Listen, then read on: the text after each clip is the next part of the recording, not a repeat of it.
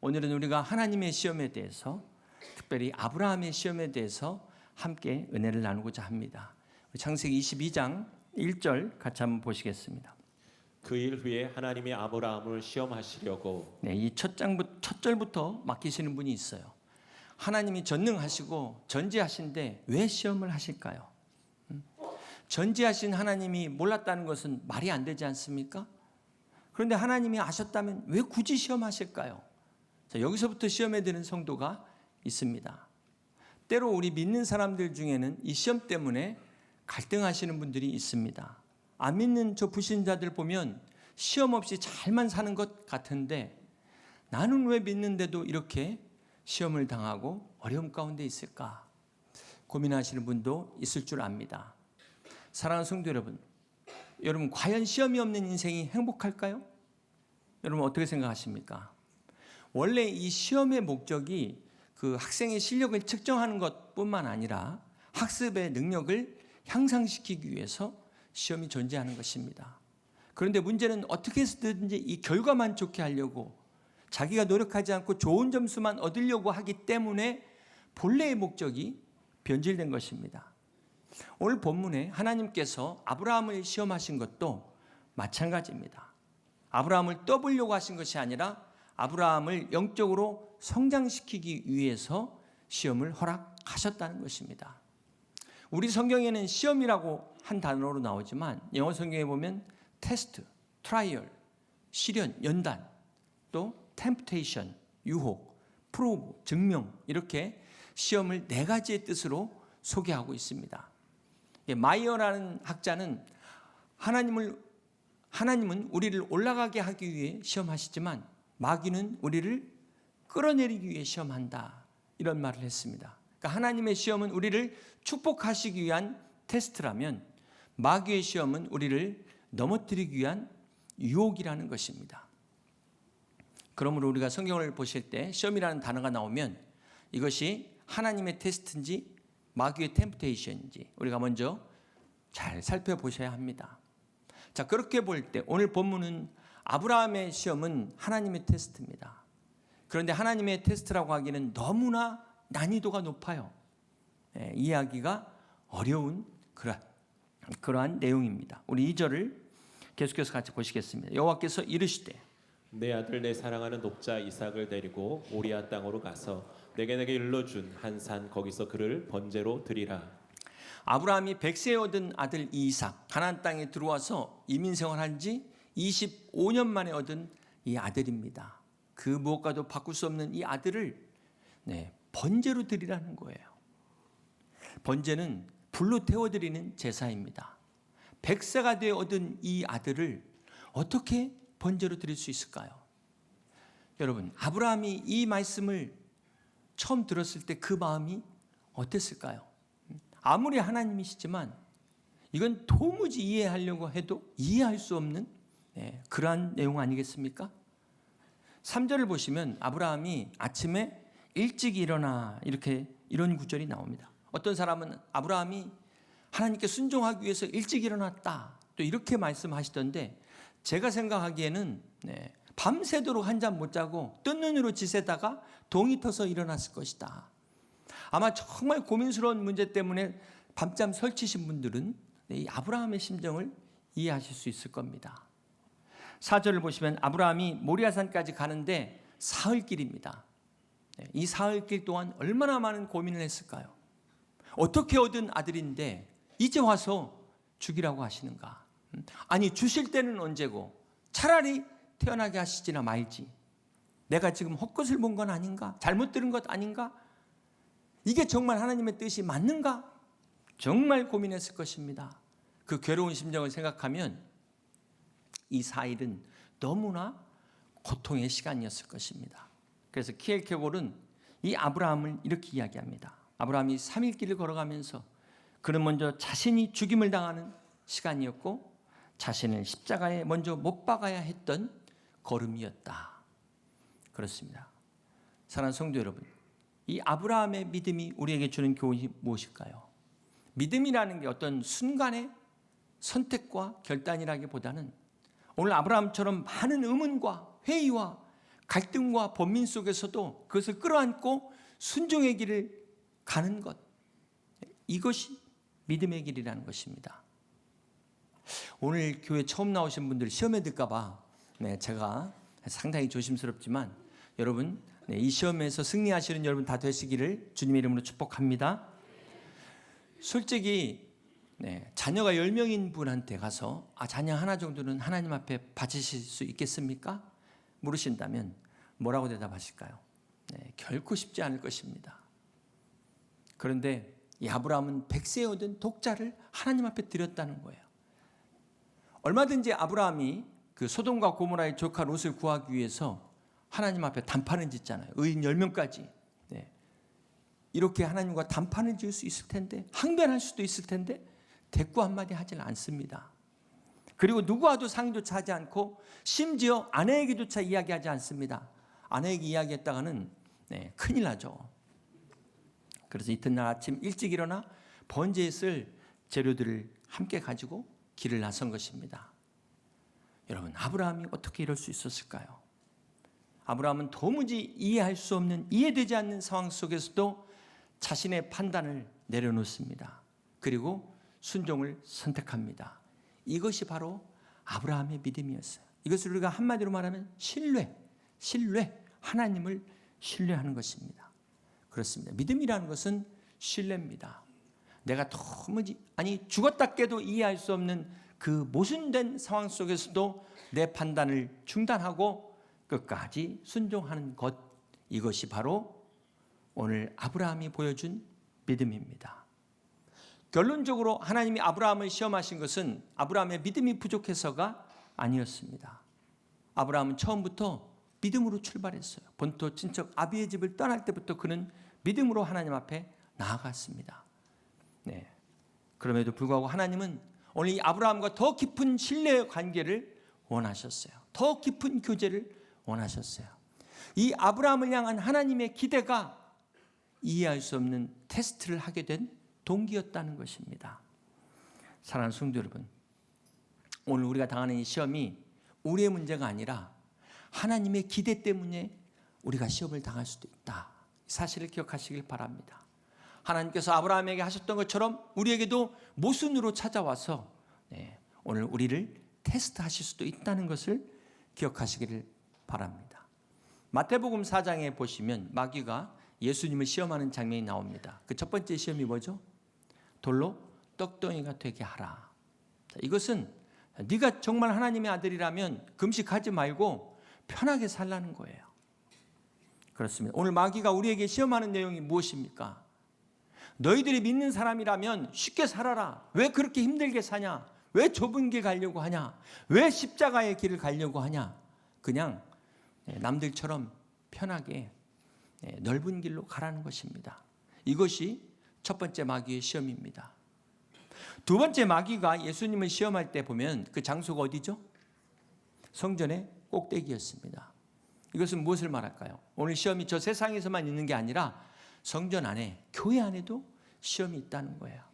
여기서 꼭대기라는 건 뭐냐면 높은 데로 올라갈수록 더 높은 시험이 있는 거예요. 직분자일수록 시험이 있다는 겁니다. 그렇다면 이 두 번째 시험은 어떤 내용일까요? 우리 마태복음 4장 6절 보시겠습니다. 이르되 내가 만일 하나님의 아들이거든 뛰어내리라.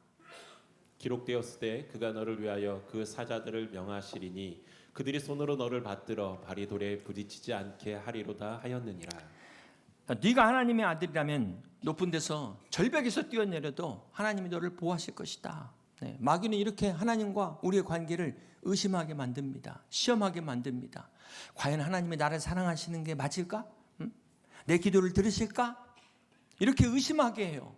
그래서 하나님과 관계를 깨트리는 것이, 신뢰를 깨트리는 것이 마귀의 시험이라는 것입니다. 뿐만 아니라 부부간에 의심하게 하고 부모와 자녀 간에도 신뢰를 깨트리는 것이 마귀의 시험이에요. 성도와 성도 간에도 서로 의심하고 성도와 목회자 간에도 서로 못 믿지 못하게 만드는 것이 바로 이 마귀의 시험이라는 것입니다. 오늘 하나님과 우리의 관계를 깨트리는, 신뢰를 깨트리는 이것이 마귀의 두 번째 시험이라는 것입니다. 세 번째 시험은 어떤 시험일까요? 마태복음 4장 8절입니다. 마귀가 또 그를 데리고 지극히 높은 산으로 가서 천하 만국과 그 영광을 보여 이르되 만일 내게 엎드려 경배하면 이 모든 것을 내게 주리라. 이 마귀가 예수님을 높은 산으로 데려가서 천하 만국의 영광을 보여주는 겁니다. 이 얼마나 달콤한 유혹이겠습니까? 천하 만국의 영광을 그냥 눈 딱 감고 한 번만 타협하면 되는데 여기에 안 넘어갈 사람 누가 있을까요?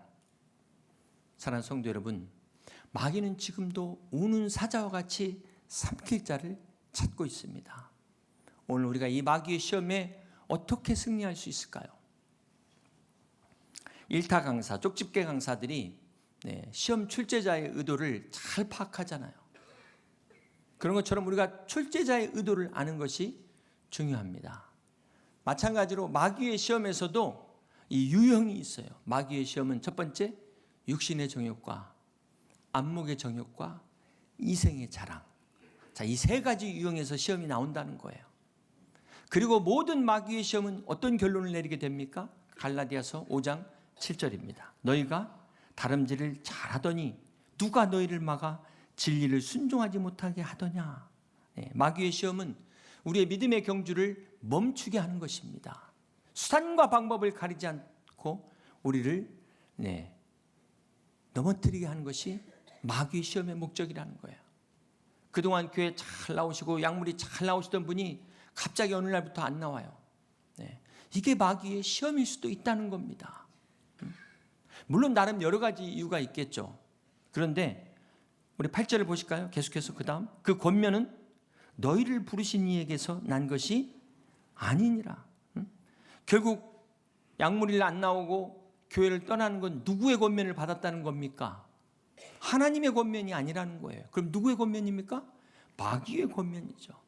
권면이라는 것이 선한 방향으로 권하고 격려하는 것인데 마귀는 결코 우리를 선한 방향으로 이끌지 않습니다. 권하지 않습니다.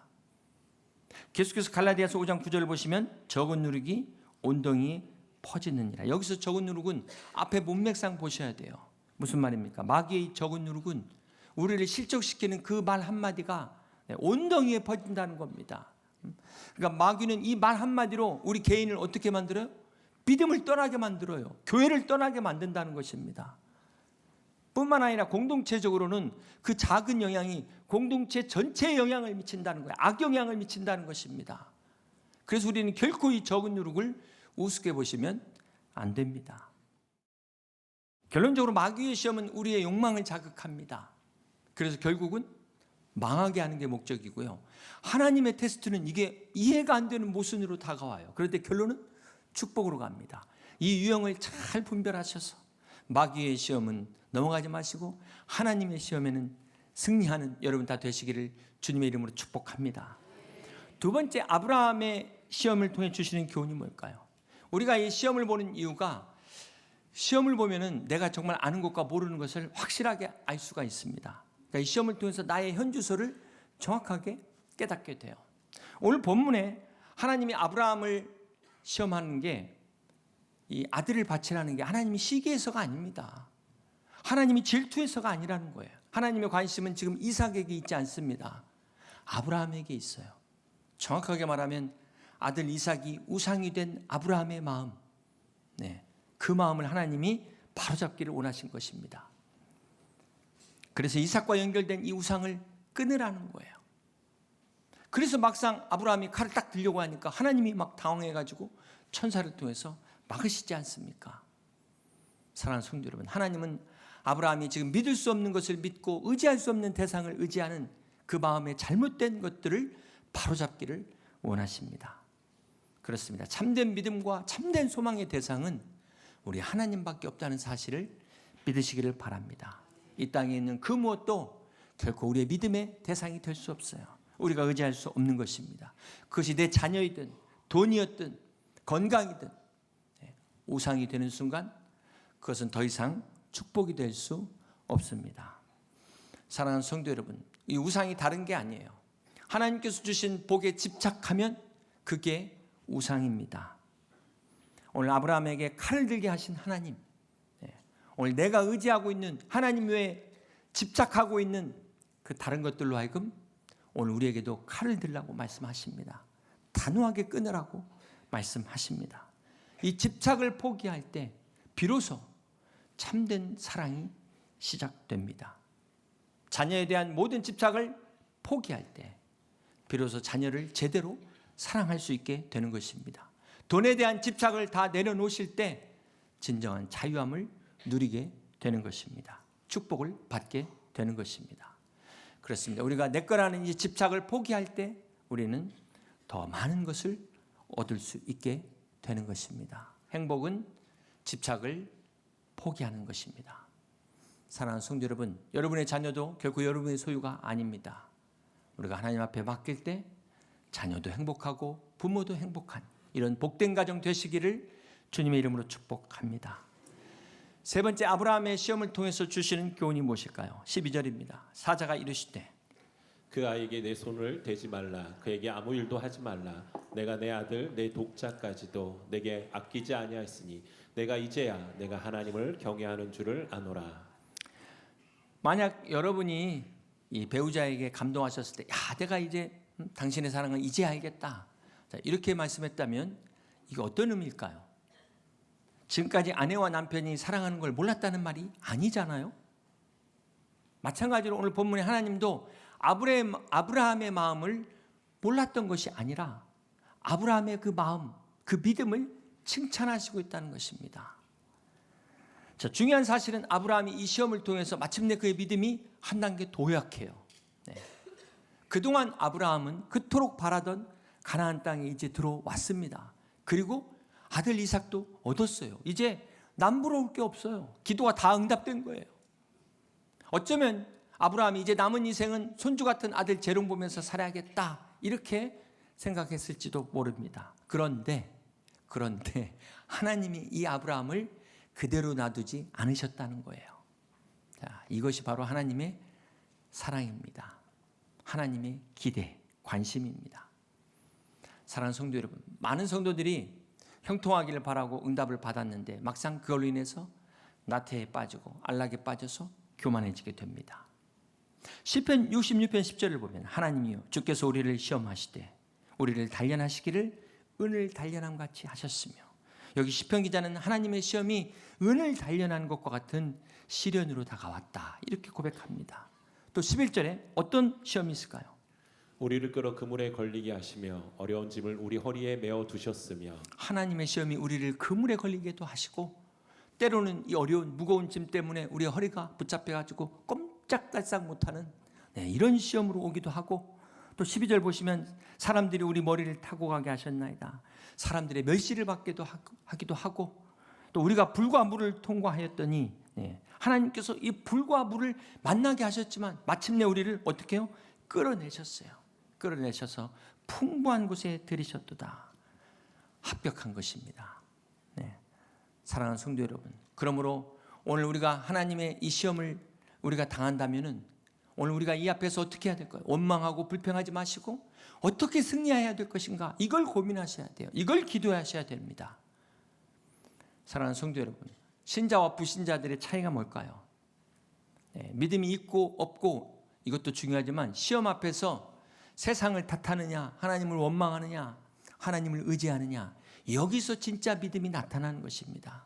믿음 있는 사람과 없는 사람의 차이가 이런 데서 나타나게 돼 있어요. 결론적으로 아브라함은 하나님의 테스트에 합격하게 됩니다. 이 하나님의 시험을 통과한 아브라함은 모든 믿는 자들의 조상이 돼요. 믿음의 조상이 됩니다. 뿐만 아니라 하나님께서 상으로 여호와 이레의 축복을 주십니다.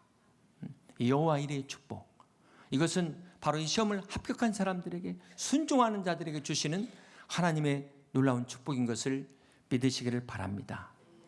여러분, 여호와 이레의 축복을 믿으십니까? 여호와 이레는 하나님이 준비하신다는 거예요. 하나님이 우리의 모든 쓸 것을 아시고 공급하시고 이 모든 것들을 채워주시는 하나님이신 것을 믿으시길 바랍니다. 그러나 우리가 여호와 이레의 축복이 이게 다가 아니에요. 진정한 여호와 이레의 축복은 무엇을 말할까요?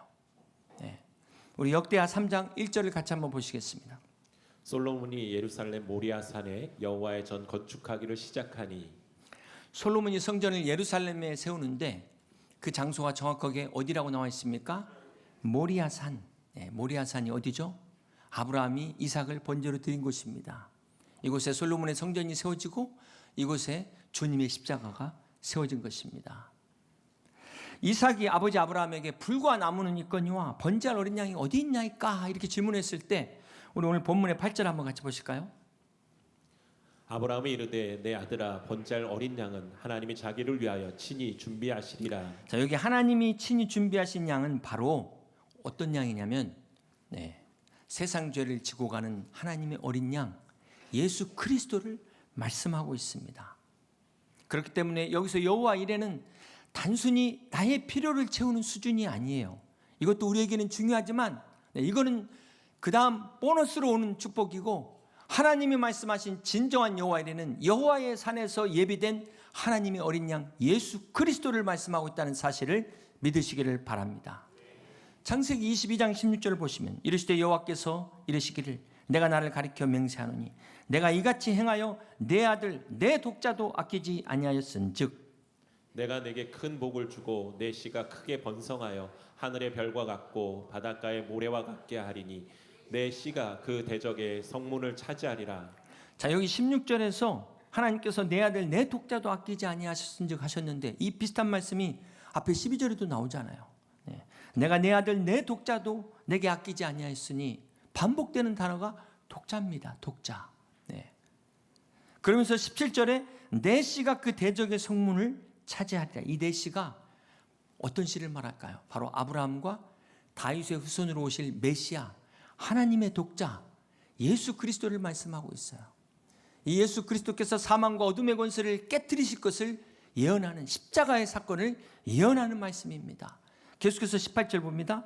또 내 씨로 말미암아 천하 만민이 복을 받으리니, 여기 내 씨가 바로 예수 그리스도로 말미암아 하나님의 독생자 예수 그리스도로 말미암아 천하 만민이 복을 받는 어떤 복입니까? 영생의 복, 구원의 복인 것을 믿으시기를 바랍니다. 이것이 진정한 여호와 이레의 축복이에요.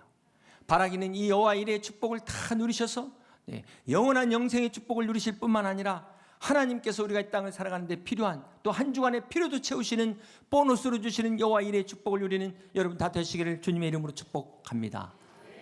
이제 말씀을 정리합니다. 사랑하는 성도 여러분, 아무리 신앙의 연륜이 깊어도 시련이 없는 신앙은 아직은입니다. 아직.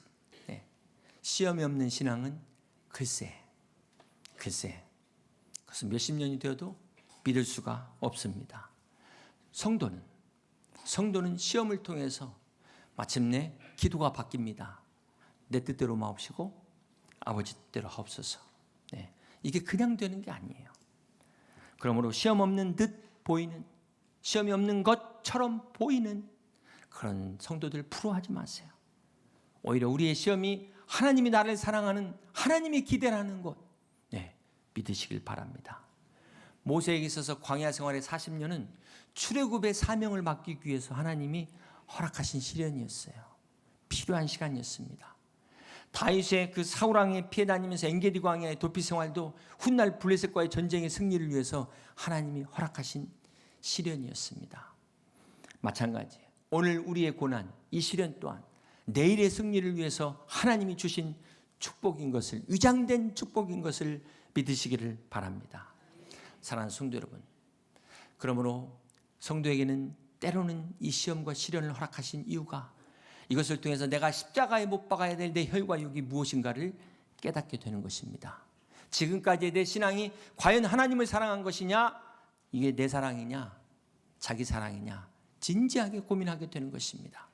오늘 여러분 안에 소망이 진정한 하나님의 소망인지 헛된 세상의 희망인지를 우리가 이 시험을 통해서 깨닫게 돼요. 하나님이 주신 비전인지 내 야망인지를 우리가 하나님의 테스트를 통해서 분명히 알게 되는 것입니다. 그러므로 시험 없는 인생은 소망 없는 인생입니다. 우리는 시험 중에도 감사하며 믿음의 길을 굳건히 나아갈 수 있는 아브라함 같은 여러분 다 되시기를 주님의 이름으로 축복합니다. 그가 시험을 받아 고난을 당하셨은즉 시험 받는 자들을 능히 도우실 수 있느니라. 우리 주님은 친히 우리의 연약함을 체휼하셔서 모든 시험을 담당하셨습니다. 그 주님께서 시험 받는 우리를 돕는다고 말씀하셨어요. 그러므로 어떠한 시험 중에 있다 할지라도, 시험이 닥친다 할지라도 이 주님의 도우심으로 끝까지 독수리 날개치며 올라감 같은 승리하는 여러분 다 되시기를 주님의 이름으로 간절히 축원합니다.